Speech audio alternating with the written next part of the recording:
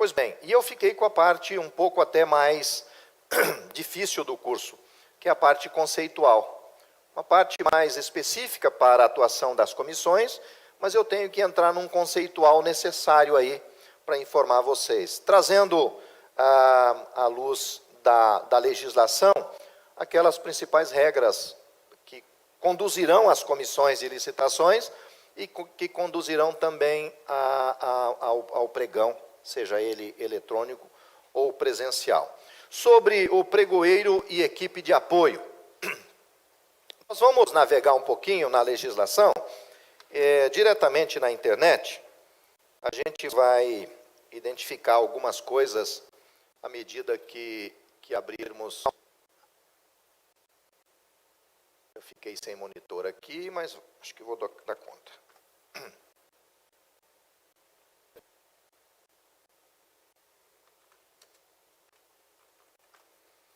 Essa lei 8666, de 21 de junho de 1993, é a principal lei de licitações e contratos públicos aqui no Brasil, com vigor até hoje. Não por muito tempo ainda, porque nós temos uma reforma no Congresso, e nessa reforma das regras licitatórias, eles vão unir esta lei com aquela do pregão e vão trazer novidades. Então, há quem prometa que ainda neste ano, quem sabe até no primeiro semestre, já o Senado, a Câmara e o Senado votem. Não sei se isso vai acontecer, mas me parece que está muito tranquilo já o projeto, eu já conheço ele, e a maioria, inclusive, passou na Comissão de Constituição e Justiça da Câmara. Não tenham medo, porque quando alterar tudo para aquela outra lei, ela vai trazer essas regras para cá, crescer algumas outras, mas vai dar um prazo para vocês se adequarem, não vai ser a partir da publicação da lei. O projeto já define isso, que essas aqui vão ficar valendo até um certo período de transição.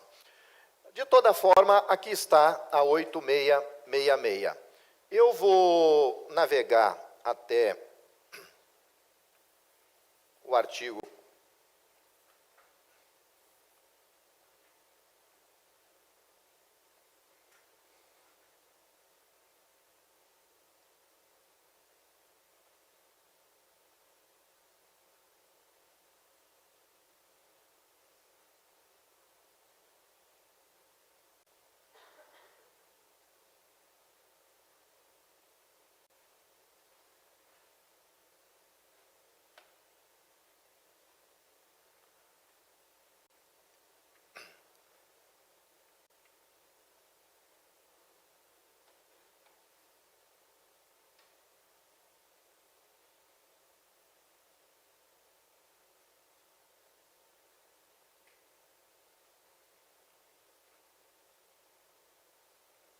Tenham fé, eu já chego lá.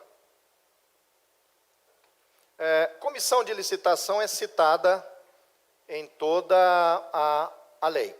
Essa lei 8666, ela não trata de pregão, porque o pregão surgiu anos depois.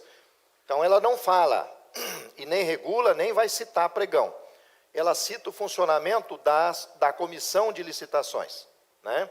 A atuação dessa comissão de licitações, com a abreviatura de CPL, Comissão Permanente de Licitações.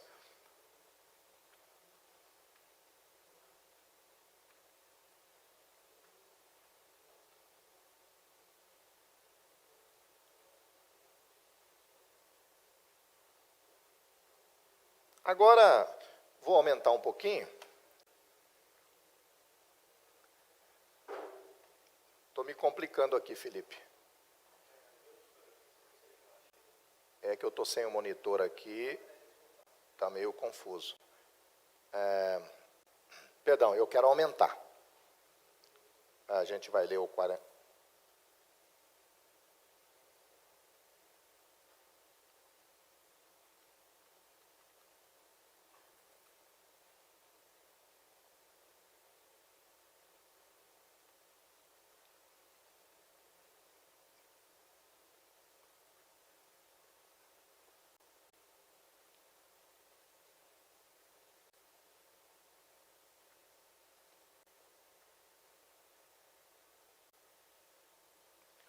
Olha só o que diz o caput do artigo 51.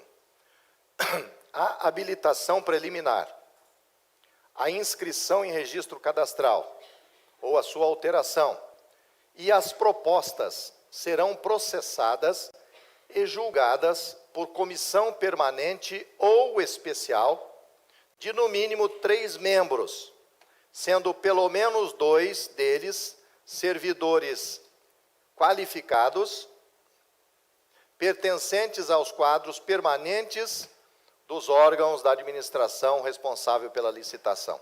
Só aqui já vem uma noção geral de comissão de licitações.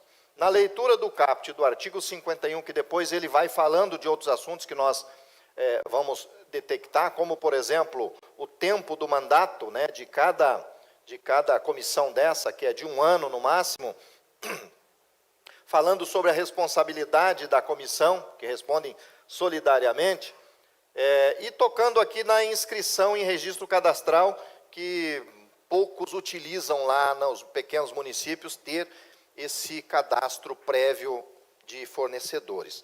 Mas eu quero chamar a atenção de vocês lá para o caput e perguntar para vocês, qual é o papel da comissão de licitações? Quais são as atribuições da CPL?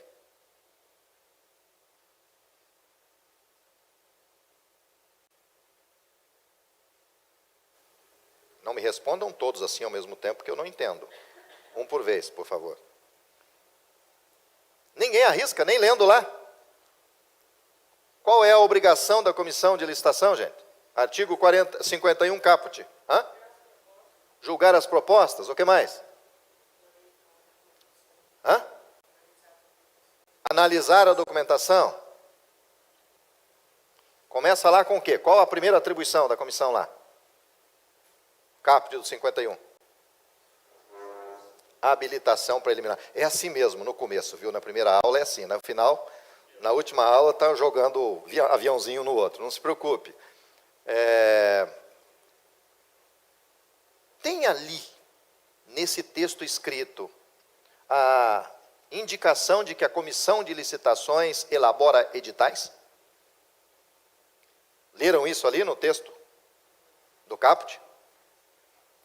E algum de vocês que atua em licitações públicas aí, elabora edital? Uma eu já localizei. Quem mais se arrisca a entregar? Elabora edital. É proibido que a comissão de licitações elabore edital? Já que não é uma das atribuições dela? Não? Não é proibido. Vocês acham que gera alguma responsabilização a quem elaborou o edital, caso detecte uma irregularidade? Não tem essa obrigação, mas às vezes ela acaba fazendo, até porque não é proibido, e quem fez pode ser responsabilizado. Eu posso entender que com isso vocês estão ampliando a responsabilização de vocês? Parei aí, está dada a dica. Nós vamos ver na sequência que pregoeiro também não tem papel de elaborar edital. Eu estou citando um dos detalhes, como, por exemplo, cuidar do processo licitatório como um todo. Cria-se uma certa discussão da obrigação da comissão de licitações, ou do próprio pregoeiro. Mas vamos em frente. Eu quero levá-los aqui num outro artigo, lá no comecinho dessa lei, artigo 14,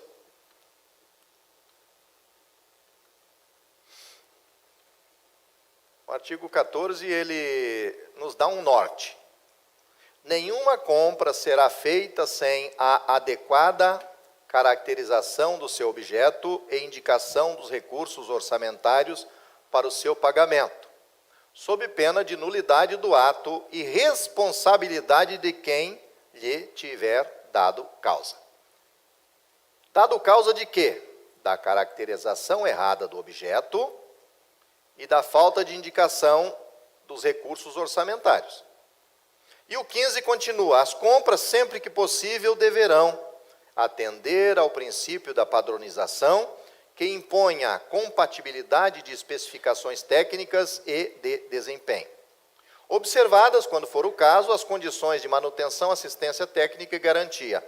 Atender ao princípio da padronização, que impõe a compatibilidade de especificações técnicas e de desempenho. Ser processadas através de sistema de registro de preço. Lembra que aqui está dizendo sempre que possível. Isso não transforma o registro de preços uma obrigatoriedade, mas sim uma possibilidade. Sempre que possível, as compras deverão submeter-se às condições de aquisição e pagamento semelhante àquelas do setor privado. As compras devem ser subdivididas em tantas parcelas quanto necessárias para aproveitar a peculiaridade de mercado, visando a economicidade. As compras deverão balizar-se pelos preços praticados no âmbito dos órgãos e entidades da administração pública. Ok? Onde é que está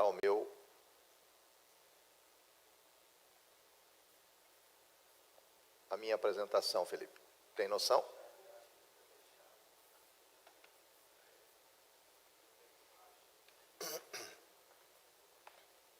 Sobre o pregoeiro e a equipe de apoio. Agora nós vamos navegar um pouquinho. Essa navegação é meio chata, mas já que eu volto para a gente conversar. Nós vamos navegar um pouquinho sobre o pregoeiro e a equipe de apoio.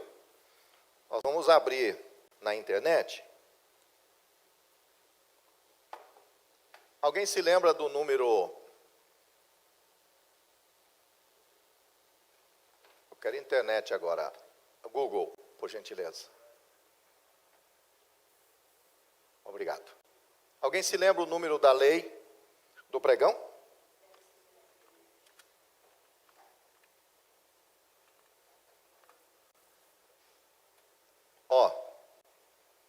Quando vocês forem pesquisar na internet, Constituição Federal, lei licitatória, qualquer lei federal, por favor, vão por este link, Planalto.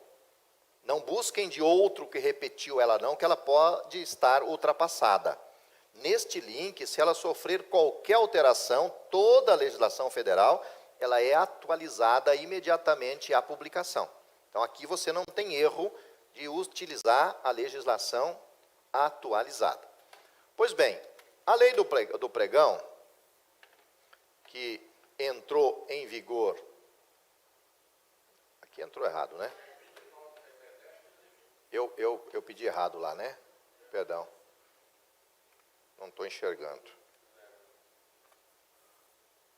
Foi? Foi. Ela traz aqui algumas informações. A primeira, para que serve o pregão? Ela já responde, para aquisição de bens e serviços comuns. Muito bem. Vamos pesquisar um pouquinho mais aqui. O artigo 3º fala da autoridade competente. Isso aqui é bom vocês entenderem qual o papel da autoridade também. Não é o caso agora, nós vamos descer até o artigo 10.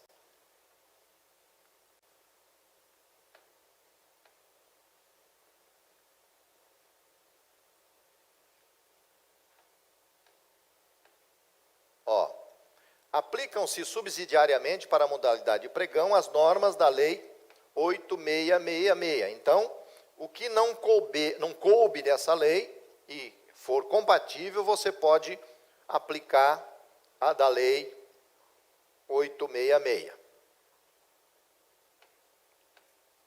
Aqui fala também das compras, né, e da modalidade pregão, que é uma modalidade que surgiu em 2002.